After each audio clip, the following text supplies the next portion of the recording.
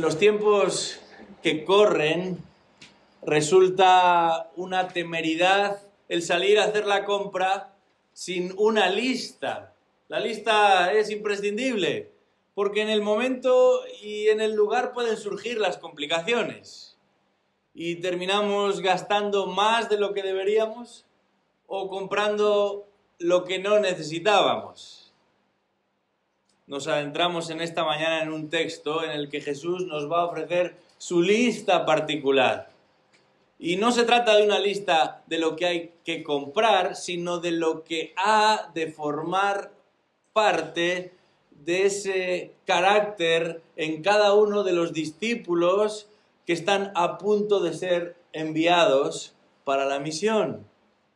Porque sería una temeridad encontrarse en plena misión y darnos cuenta de que las personas que han de portar el estandarte de Cristo no son lo que deberían, o sus rasgos distintivos no son los que se necesitan para llevar a cabo la labor encomendada. Así que necesitamos esta lista.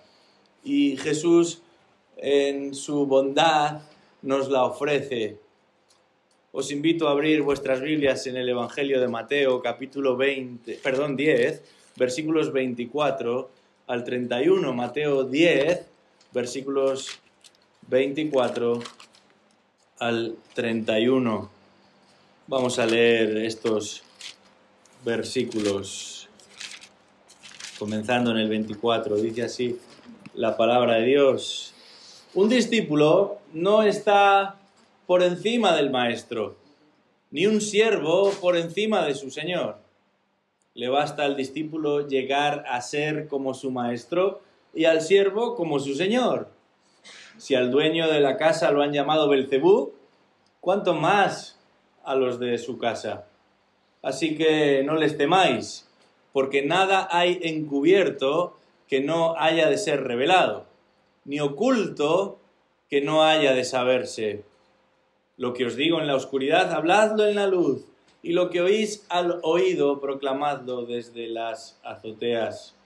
Y no temáis a los que matan el cuerpo, pero no pueden matar el alma. Más bien temed a aquel que puede hacer perecer tanto el alma como el cuerpo en el infierno. ¿No se venden 2 pajarillos por un cuarto? Y sin embargo, ni uno de ellos caerá a tierra sin permitirlo vuestro Padre. Y hasta los cabellos de vuestra cabeza están todos contados. Así que no temáis, vosotros valéis más que muchos pajarillos. Hasta aquí nuestra lectura en este día. Jesús ha venido mencionando en esa lista de características que han de formar parte del discípulo que sigue a Cristo, algunas de las más perentorias, de las más importantes en los versículos anteriores. Ha venido hablando de la importancia de la prudencia, porque dice Jesús, yo os envío como corderos en medio de lobos, y debemos ser astutos, pero también debemos ser puros, debemos ser cuidadosos, y esa combinación en esas figuras, ¿verdad?, de lo que Jesús mencionaba unos versículos atrás, de ser astutos como serpientes e inocentes como palomas, encontramos la prudencia necesaria que el discípulo ha de manejar.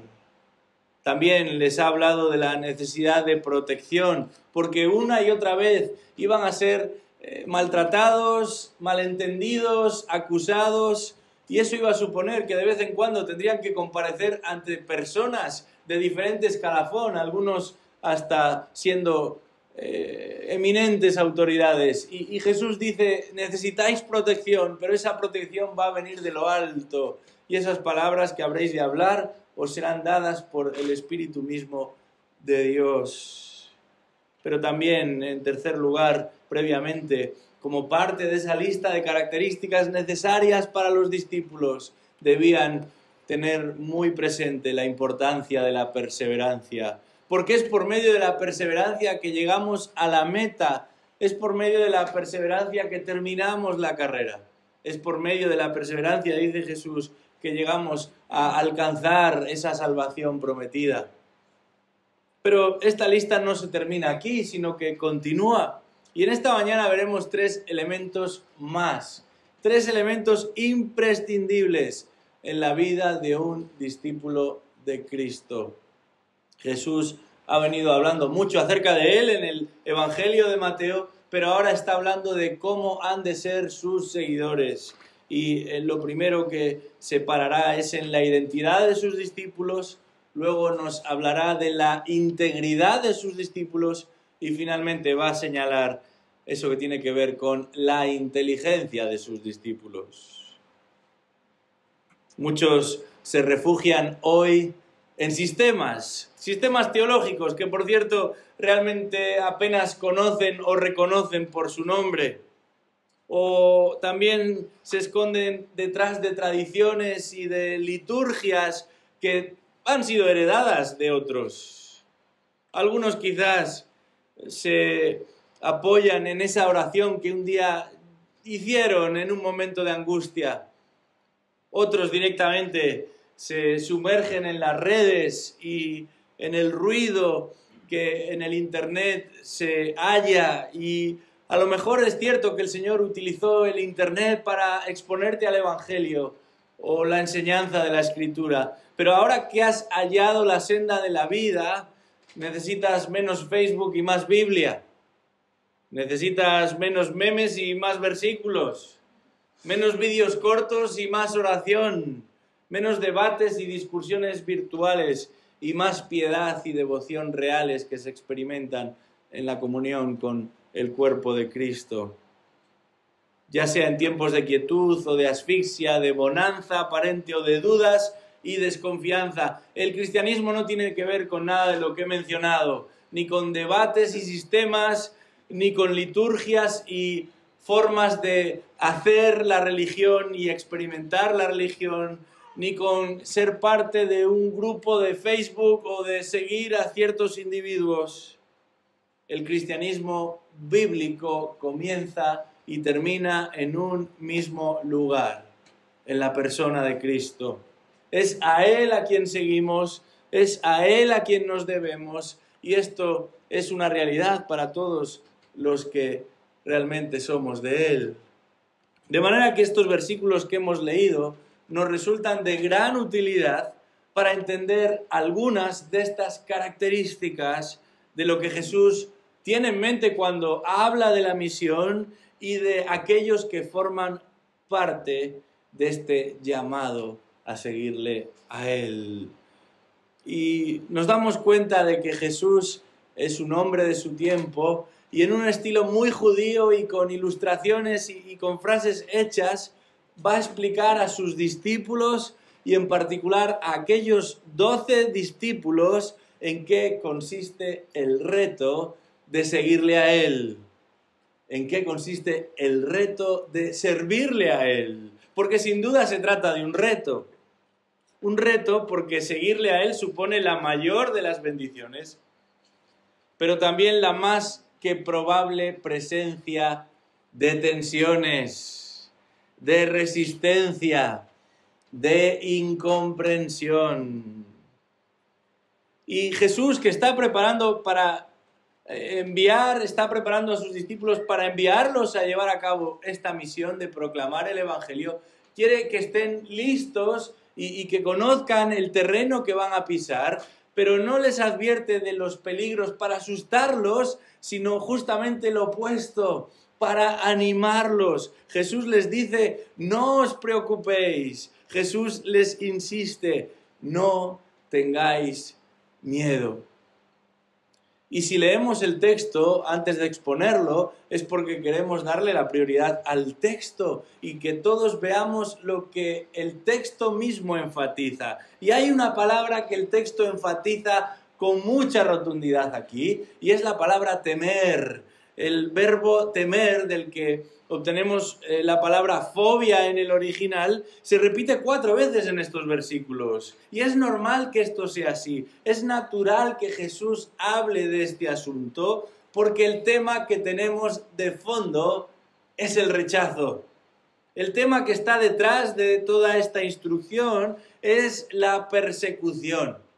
Una persecución violenta, una persecución incómoda, pero generalizada a esa misión que ha sido encomendada y a esos discípulos que han de predicar y de anunciar el Evangelio del Reino.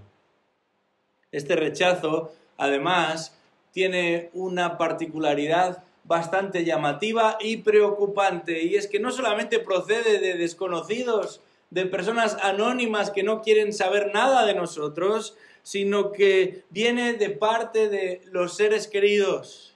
Dice el versículo 35 de este mismo capítulo: porque vine a poner al hombre contra su padre, a la hija contra su madre, a la nuera contra su suegra, y los enemigos del hombre serán los de su misma casa.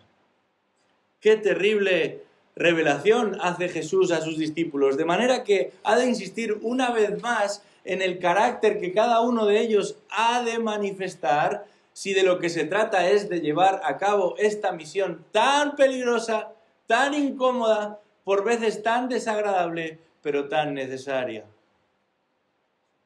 Y el primer elemento que Jesús va a destacar en nuestro texto aquí no es otra cosa que la identidad de los discípulos. Versículo 24. La identidad de los versículos. Vamos a leerlo una vez más. Dice ahí que un discípulo no está por encima del maestro, ni un siervo por encima de su señor. Le basta al discípulo llegar a ser como su maestro y al siervo como su señor. Si al dueño de la casa lo han llamado Belcebú, ¿cuánto más a los de su casa? La identidad de los discípulos. La semana pasada estuve predicando en la iglesia donde crecí, que está en el pueblo donde yo nací.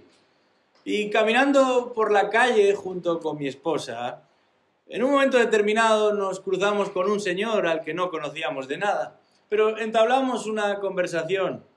Y después de hablar un rato y de saber este hombre que yo era originariamente de allí, me preguntó directamente: bueno, pero entonces ¿tú de quién eres? ¿De quién eres hijo? Esto se pregunta todavía a día de hoy en los pueblos. En las ciudades es impensable que la gente se conozca, pero allí, más o menos, entre unos y otros sabemos de dónde venimos todos. Quizás por el parecido físico, o por el nombre, o por los apellidos, o por la zona de procedencia, uno puede identificar y va a salir a la vista la identidad de esa persona. Normalmente estos son los elementos que utilizamos para identificar a alguien. Pero en este caso que Jesús nos plantea, esta identidad se revela de manera distinta, porque la identidad del cristiano no viene dada por llevar cierto nombre, ni por la tradición familiar, ni por un lugar o un contexto específico en el que hayamos podido nacer. Jesús les dice a los suyos que uno es cristiano porque sigue a Cristo. Esto es esencial. Y aquí notamos cómo Jesús va a construir la identidad de los suyos, va a fundamentar la identidad de los suyos en base a la relación que estos tienen con Él. Una relación de aprendices, una relación de siervos. Y si Él es el maestro, sus discípulos son los seguidores. Si Él es el Señor, sus discípulos son los súbditos. Literalmente, dice Jesús, sus esclavos. Jesús coloca y sitúa a los suyos en una categoría muy concreta, una categoría en la que existe una identificación plena, absoluta entre ambas partes. Cada una de ellas sabe quién es el otro y qué lugar ocupa. Recordemos que Jesús está a punto de enviarlos como sus embajadores, como sus representantes, con la misión de dar a conocer el mismo mensaje que Él predicaba. Pero les va a advertir de algo importante para que no se olviden en ningún momento. Ellos son sus discípulos, ellos son sus siervos, sus esclavos. Y por tanto, dice Jesús, al identificarse con Jesús, no pueden esperar un trato distinto al que Jesús recibía. ¿Cuál es el trato que Jesús recibió? Uno muy distinto al que Jesús merecía. Porque si hablamos de identidad, la suya fue confundida radicalmente. Dice el versículo 25 que al que se presenta como el rey, como el Hijo del Hombre, como ese enviado del cielo que viene a instaurar el reino de los cielos, como el Señor de la casa, a ese sus contemporáneos lo llaman Belcebú. Y quizás a ti esto de Belcebú no te diga demasiado, pero los religiosos y expertos de la ley le llaman Belcebú a Cristo, a Jesús, el que ha dado la ley, al Señor de la ley. Este nombre de Belcebú era el nombre con el que conocían en la tierra de Canaán a una divinidad que formaba parte de las muchas que celebraban los filisteos.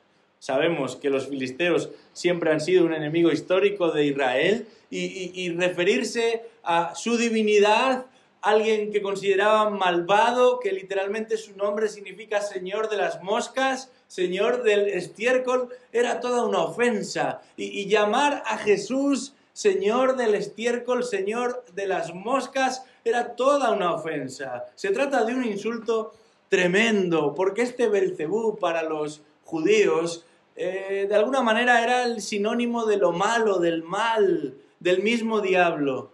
Y así es como se dirigen a Jesús, así es como se burlan de Jesús, así es como menosprecian a Jesús. Pero aquí está el kit de la cuestión. La idea de estar por encima del versículo 24 no tiene que ver con pensarse más o con creerse más, en este caso con pensarse más o con creerse más o superior en una categoría distinta a Jesús, sino con entender que si a Él siendo su maestro, si a Él siendo su Señor, le han dispensado un trato tan lamentable, tan injusto, tan errado, los que son sus discípulos, los que son sus siervos, los que forman parte de su casa, los que se identifican con Él, no pueden anticipar que les vaya a ir mucho mejor. No pueden esperar que les vaya a ir mucho mejor. De hecho, sabemos por la historia que a esos apóstoles a los que se dirige aquí Jesús lograron grandes cosas. Viajaron mucho, alcanzaron etnias y pueblos hasta entonces desconocidos. Pero en términos de aceptación, no les fue mucho mejor que a Jesús. Todos ellos terminaron martirizados o presos por causa del Evangelio que fueron llamados a anunciar. Pero lejos de desanimarse, lejos de difuminarse, esa fe que profesaban fue fortalecida. Y esta es la clave de lo que encontramos aquí, porque aún en medio de sus persecuciones y rechazos, y especialmente a través de esas persecuciones y rechazos, confirmaron que su identidad estaba con Jesús. Hay un texto muy significativo en el capítulo 5 del libro de los Hechos. Dice ahí que después de llamar a los apóstoles, estos mismos que escucharon esta instrucción de Jesús, los azotaron y les ordenaron que no hablaran en el nombre de Jesús y los soltaron. Y la reacción es verdaderamente llamativa. Dice ahí que salieron los apóstoles de la presencia del concilio regocijándose de que hubieran sido tenidos por dignos de padecer afrenta por su nombre. ¡Qué tremenda respuesta! Es precisamente de lo que estamos hablando aquí, porque la identidad del discípulo no viene dada por la tradición familiar, no viene dada por la cultura en la que uno se mueva, no viene dada por la liturgia o la religión de la que participe. La identidad del discípulo genuino, de todo discípulo verdadero, tiene que ver con posicionarse con Cristo, sin importar las circunstancias, sin importar el contexto. Y esto es un verdadero privilegio, aun cuando la reacción de la mayoría resulte en rechazo o en descalificación. Y eso debería eliminar toda duda y todo temor si somos de Él, porque Cristo es nuestro capitán. Él es nuestro estandarte, nuestra bandera, el que va delante de nosotros. Y como aquel Pedro que aquí estaba escuchando a Jesús dijo en otra ocasión, ¿a quién iremos? Aun cuando todos se marchen, ¿a quién iremos? Solamente tú tienes palabras de vida. ¿Con quién nos identificaremos? Solamente tú tienes palabras de vida. Qué importante es entender esto.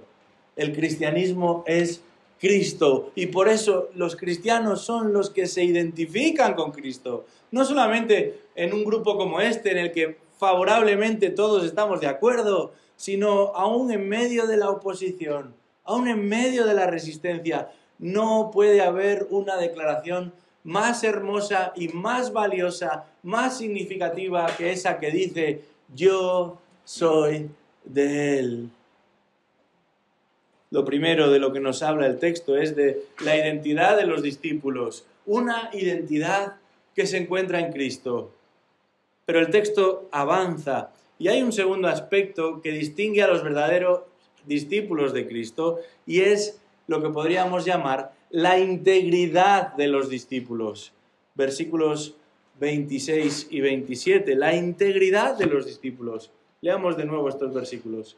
Dice así, versículo 26, así que no les temáis, porque nada hay encubierto que no haya de ser revelado, ni oculto que no haya de saberse. Lo que os digo en la oscuridad, habladlo en la luz, y lo que oís al oído, proclamadlo desde las azoteas. Nos habla este texto de la integridad de los discípulos. Jesús dice, no tengáis miedo. Y no solo eso, no dejéis de anunciar el mensaje que os he encomendado y de anunciarlo abiertamente, públicamente, audiblemente. Este versículo 26 no ha sido entendido correctamente por lo general. Jesús está aquí hablando del Evangelio, ese con el que ha instruido a los discípulos.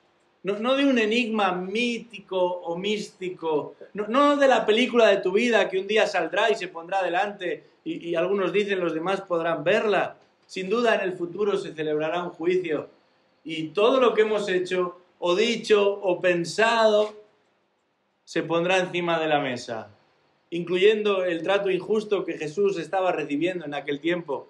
Pero el énfasis de este texto está en el Evangelio.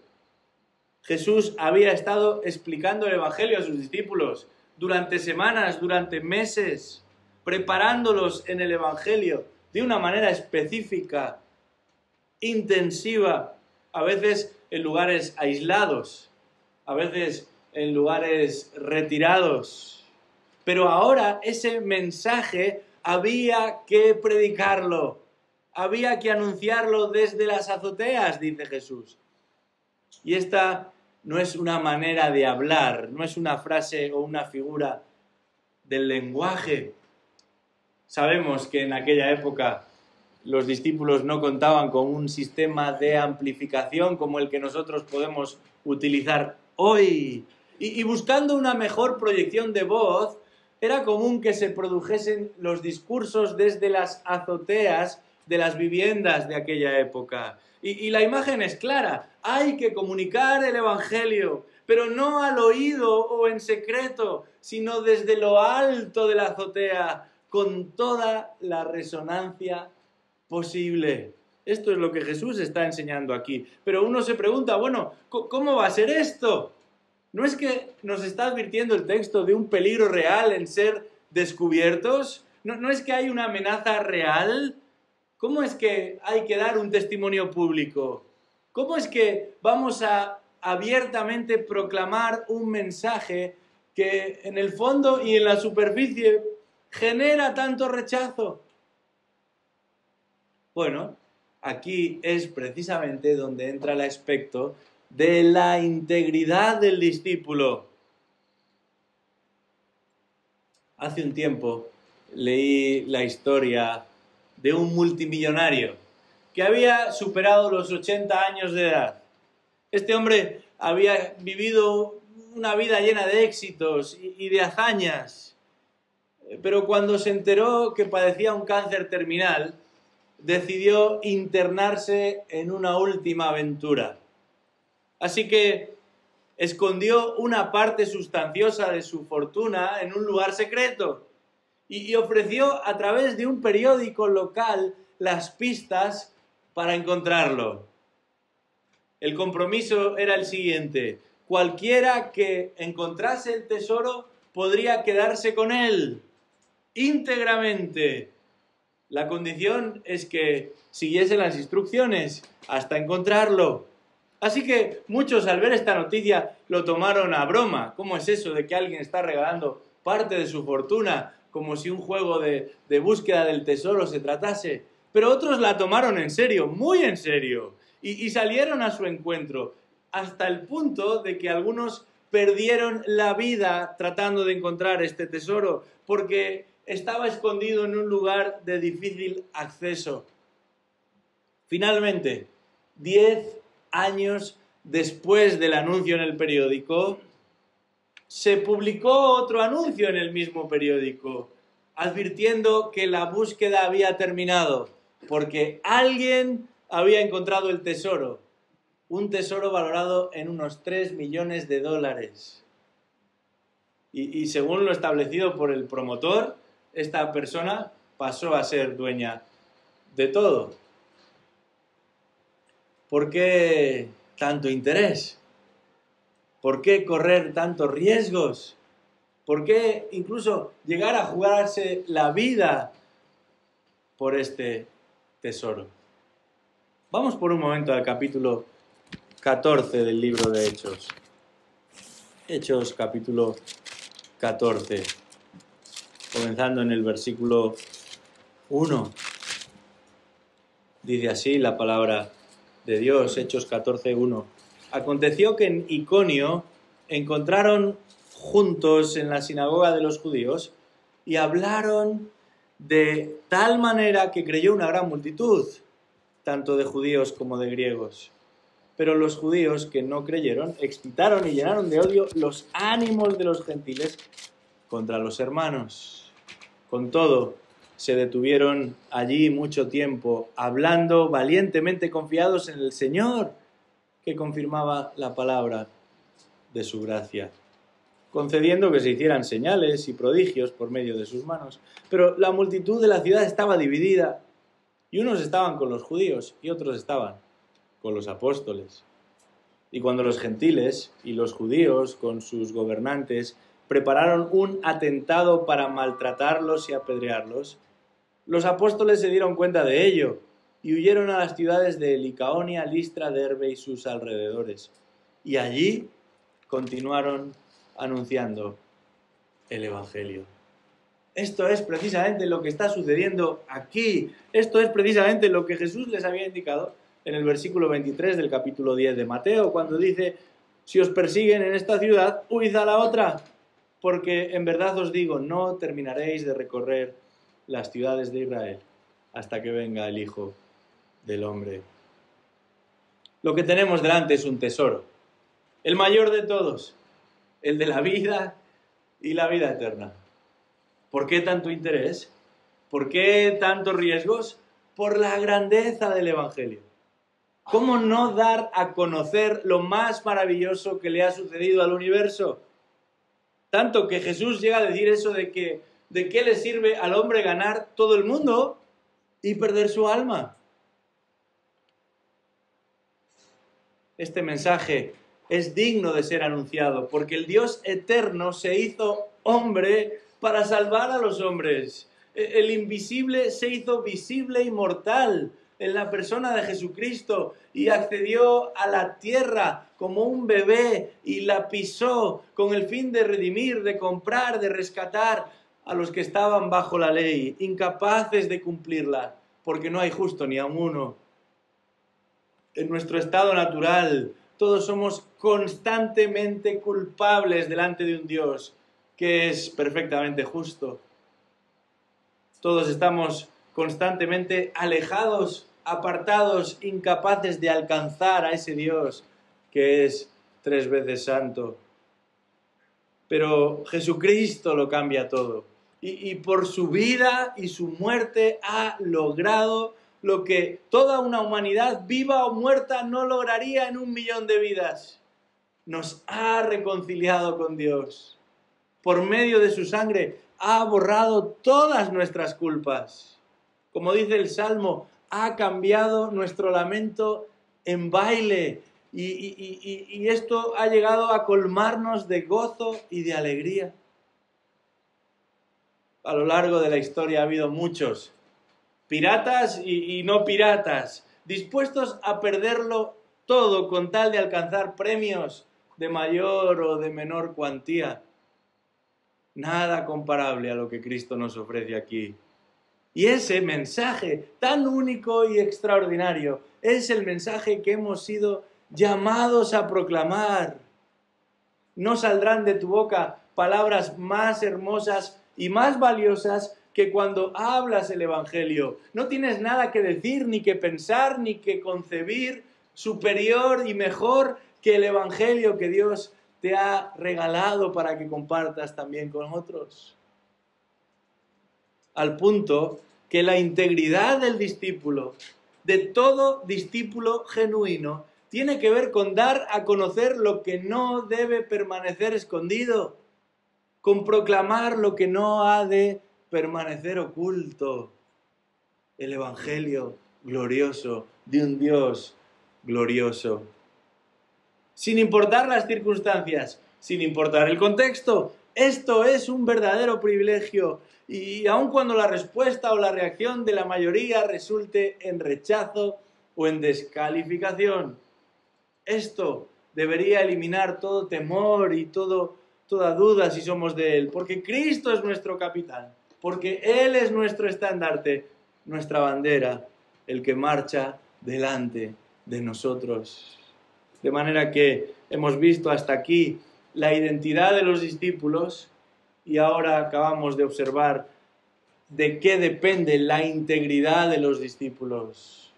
Y no es otra cosa que de proclamar, anunciar, hablar de las bondades de aquel que nos ha salvado de nuestra condición, del Evangelio, sin importar las circunstancias, sin importar la recepción, sin importar aún el peligro al que nos expongamos. Sería muy fácil escondernos, como muchos lo hacen o lo han hecho a lo largo de la historia, escapar, como muchos lo hacen o lo han hecho a lo largo de la historia, meter el mensaje por debajo de la puerta sin ser vistos sigilosamente. Pero Jesús aquí es claro con sus discípulos. Este mensaje de salvación ha de resonar hasta lo último de la tierra. Y para eso no nos escondemos en una cueva, sino que subimos a lo alto de la montaña y lo proclamamos con toda la claridad posible, porque la vida de las almas está en juego y porque la gloria de Dios ha de ser confirmada por medio del anuncio de lo más valioso que Él ha hecho a nuestro favor. Pero hay un tercer aspecto. Si hemos hablado de la identidad y de la integridad de los discípulos, en tercer y último lugar, Jesús va a hablarnos aquí también de la inteligencia de los discípulos. La inteligencia de los discípulos, versículos 28 al 31. Vamos a leerlos de nuevo. Dice así: no temáis a los que matan el cuerpo, pero no pueden matar el alma. Más bien temed a aquel que puede hacer perecer tanto el alma como el cuerpo en el infierno. No se venden 2 pajarillos por un cuarto, y sin embargo ni uno de ellos caerá a tierra sin permitirlo vuestro Padre. Y hasta los cabellos de vuestra cabeza están todos contados. Así que no temáis, vosotros valéis más que muchos pajarillos. Una vez más, Jesús insiste en lo mismo: no temáis. Pero además va a clarificar por qué no hay lugar para el temor, a pesar de la falta de receptividad que existe en el ambiente, a pesar de la tensión que encontramos a nuestro alrededor. Dice Jesús: hay razones para estar confiados. en los últimos años se ha popularizado el uso de unos test que se utilizan para medir el llamado IQ en inglés, también conocido como coeficiente intelectual. Y para este tipo de exámenes no hay que estudiar nada, no se aprueban ni se suspenden, simplemente van a reflejar los resultados una serie de habilidades que cada persona tiene. Supuestamente, todo lo que sea obtener menos de 70 puntos se considera un perfil de muy bajo rendimiento. Una manera muy bonita de decir que la persona está justita en lo que a sus habilidades se refiere. Y todo lo que sea obtener más de 130 puntos apunta a las altas capacidades intelectuales. Todo lo contrario. Una de las personas que mejor puntuación ha obtenido jamás en esta prueba es un coreano llamado Kim Un-yeon. Mi coreano no es muy bueno, aunque viví un año con uno, pero no me dio tiempo a aprenderlo. Este hombre alcanzó la friolera de los 210 puntos. Esta es una puntuación realmente alta. Por ejemplo, el famoso físico inglés Stephen Hawking, conocido y alabado por muchos como un genio de nuestro tiempo, obtuvo 160 puntos, pero este coreano le superó en más de 50. Kim Il-jong solo confirmó lo que muchos ya sabían acerca de él, porque este coreano daba muestra de sus habilidades mucho tiempo antes de haber hecho ningún examen. A los 6 meses ya hablaba perfectamente. A los 3 años dominaba 4 idiomas. Y con 8 años la NASA lo incorporó como parte de su equipo. ¡Asombroso! ¡Único! Estamos hablando aquí de la inteligencia de los discípulos y alguno puede pensar, uy, yo no es que esté lejos del coreano, es que estoy lejos de llamarme una persona inteligente. Pero cuando hablamos de inteligencia a la luz de estos versículos, no nos referimos al coeficiente intelectual, sino a la capacidad de comprensión espiritual, al discernimiento espiritual, uno que no se obtiene ni se hereda, sino que viene dado por Dios, uno que en nuestra condición natural no notamos ni percibimos. El texto habla de esa lucidez suficiente como para detectar y ser sensible a la voz de un Dios soberano, un Dios que tiene el control de todo y sobre todo, un Dios que sabe todas las cosas porque es sabio, un Dios sorprendente que obra a nuestro favor, aun cuando no lo merecemos. Y la voz de este Dios, la imagen de este Dios no se percibe por los sentidos, sino por un corazón que es sensible a las realidades espirituales, un corazón que ha sido cambiado, que ha sido transformado, que ha sido regenerado. Ese corazón es el que todos necesitamos para que podamos estar a bien con Dios. Es un corazón que Él nos regala, sustituyendo uno de piedra, duro, torpe, incapaz de percibir las realidades espirituales, por uno que es espiritual y por tanto entiende y percibe y es sensible a las realidades espirituales. Un corazón del que muchos carecen. Aún en las iglesias, no todos pueden decir que han recibido uno de estos corazones. En palabras de John Piper, Dios es el Evangelio y sin embargo para la gran mayoría sigue siendo el gran desconocido, porque las preocupaciones de la mayoría, aún en las iglesias, están en otras cosas. Los temores de la mayoría, aún en las iglesias, son otros. Los anhelos de la mayoría, aún en las iglesias, también son otros. Y este versículo 28, de alguna manera nos sacude y nos devuelve a la senda de la vida y del entendimiento. Nos entiende Jesús aquí, nos ayuda a entender Jesús aquí que nuestra percepción está muchas veces errada, que tememos a los que no deberíamos temer y pasamos por alto a aquel a quien deberíamos rendir toda nuestra pleitesía. Dice el versículo 28, no temáis a los que matan el cuerpo, pero no pueden matar el alma. Más bien temed a aquel que puede hacer perecer tanto el alma como el cuerpo en el infierno. Uno de los grandes males de nuestro tiempo es lo que la Biblia califica como temor de hombre. Una y otra vez somos cobardes a la hora de enfrentarnos a los demás. Somos incapaces de decir la verdad. Preferimos manipular o hablar a las espaldas. Somos incapaces de afirmar la verdad. Preferimos ser políticamente correctos. Somos incapaces de, como dice el texto, hablar de este glorioso evangelio, porque tememos a los hombres y a sus reacciones. Y curiosamente tememos a los hombres y a sus reacciones entre los que están más cerca. Pero una vez más Jesús nos ayuda a entender la realidad tal y como Dios la ve. Algunos han querido ver en este versículo 28 la excusa perfecta para defender lo que se llama aniquilación, el hecho de que el alma puede ser destruida y ahí se acaba la existencia. Pero el versículo en realidad está hablando de lo contrario a la desaparición. Más bien está señalando la realidad de un infierno que es real, al que el Hijo de Dios se va a referir en muchas ocasiones.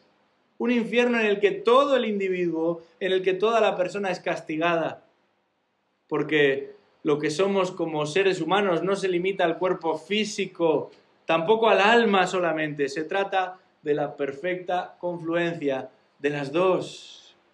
Y del mismo modo que es la totalidad de la persona la que peca, es la totalidad de la persona la que se expone al castigo eterno en caso de no arrepentirse. Un castigo que será ejecutado no por esos hombres a los que tanto tememos, sino por Dios mismo, porque es a Dios al que debemos temer, dice Jesús, porque es en sus manos en las que descansa nuestra eternidad. Y ahí es donde reside la inteligencia del discípulo genuino, en reconocer a quién nos debemos, en reconocer realmente ante quién compareceremos. No serán los hombres, por muy duros que se presenten delante de nosotros, aun quitándonos la vida física, dice Jesús, sino Dios mismo, el juez último al que todo ser humano se enfrentará. John Bunyan fue por muchos años el autor del libro más vendido de todos los tiempos. Su clásico, El progreso del peregrino, fue el libro más leído durante varias décadas, incluso siglos.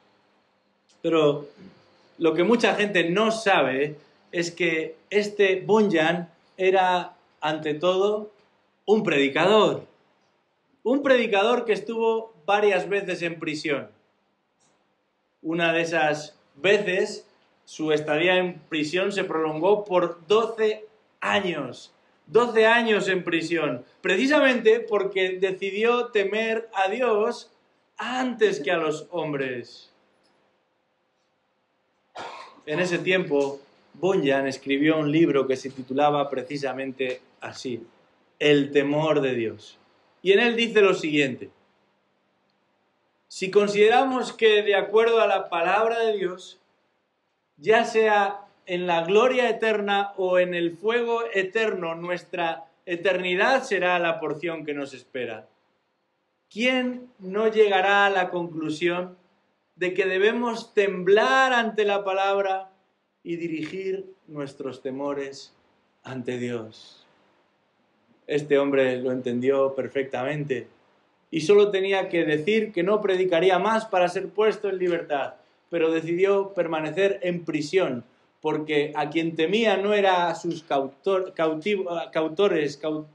a los que lo habían puesto en prisión, sino a ese Dios que le había llamado a predicar. Este temor realmente nos humilla porque nos hace ver, como veíamos al principio, que somos solamente un vapor de aire. Pero es un temor que al mismo tiempo nos llena de asombro, porque es este mismo Dios el que se ha acercado a nosotros, no para condenar al mundo, dice Jesús, porque el mundo se ha condenado solo, sino para salvar al mundo por medio de su Hijo. Ayer tuvimos la oportunidad de salir a evangelizar en el barrio. Y una señora nos contaba que no entendía cómo Dios, siendo el Padre Celestial, permitía que tantas personas sufriesen en este mundo. Y esta señora iba acompañada de otra mujer y ella, esta señora segunda, lo solucionó rápido. Dijo, es que el hombre, hablando de Dios, el hombre está muy ocupado con muchas cosas y no le da para todo. Esa fue su explicación de por qué había gente sufriendo todavía hoy. Pero el versículo 29 nos enseña justamente lo contrario. Dice ahí, no se venden 2 pajarillos por un cuarto, y sin embargo ni uno de ellos caerá a tierra sin permitirlo vuestro Padre. Sin duda, Dios está bien involucrado en el mundo, pero no lo suficiente como para descuidarlo, porque Él es soberano. Su control sobre el orden creado es absoluto, tanto como para preocuparse por la condición de unos pajarillos insignificantes a ojos de la mayoría. De hecho, Jesús nos dice hasta lo que cuestan estos pajaritos, que era lo equivalente a 15 minutos de trabajo de la época. 15 minutos. Mucha gente se olvidaría rápidamente de estos pajaritos, pero el texto dice que estos no caen al suelo, es decir, no dejan de estar vivos, no pierden su condición, a menos que la voluntad de Dios acceda a ello. Y añade que con esa misma exhaustividad con la que cuida a estos pajaritos, nos cuida a nosotros y aún mucho más. Dice el siguiente texto, el versículo 30, que aún los cabellos de nuestra cabeza están todos contados. Con algunos tienen más trabajo que con otros, ¿verdad? Pero en cualquier caso, esto nos habla del mismo rigor con el que Dios sustenta la vida de los suyos. Al punto que ni el más mínimo, ni el más ridículo detalle se escapa de su conocimiento. En su sabiduría Él lo conoce todo sobre todo. Al punto que dice el salmista, ni aun las tinieblas son oscuras para ti, y la noche brilla como el día. La inteligencia del discípulo, de todo discípulo genuino, no tiene que ver con su coeficiente intelectual, sino con reconocer y temer a ese Dios en cuya mano están nuestros tiempos, nuestra vida, aún nuestros cabellos, sin importar las circunstancias, sin importar el contexto. Y esto es un verdadero privilegio, aun cuando la respuesta o la reacción de la mayoría resulte en rechazo o descalificación. Y esto debería eliminar toda duda y todo temor si somos de Él, porque Cristo es nuestro capitán. Él es nuestro estandarte, nuestra bandera, el que marcha delante de nosotros. Yo te pregunto en esta mañana, ¿es esta tu confianza? Qué tremendo Dios es el que se ha acercado a nosotros. Por eso podemos concluir como Jesús nos pide, no temeremos. Vamos a orar. Señor, te damos las gracias por el Evangelio, ese que nos muestra quiénes somos realmente, ese que apunta a un Dios que no nos merecemos, tan generoso, tan bondadoso, tan paciente y misericordioso.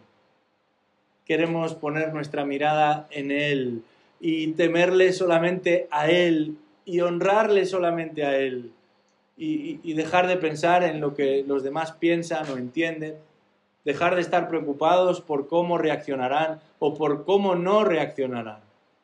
Te pedimos, oh Dios, que podamos ser contados entre tus discípulos verdaderos, aquellos que se identifican contigo, aquellos que realmente entienden quién eres tú y están dispuestos a seguirte a ti. aquellos que son íntegros en su compromiso de compartir el Evangelio y no solamente no lo callan, sino que lo proclaman con fidelidad.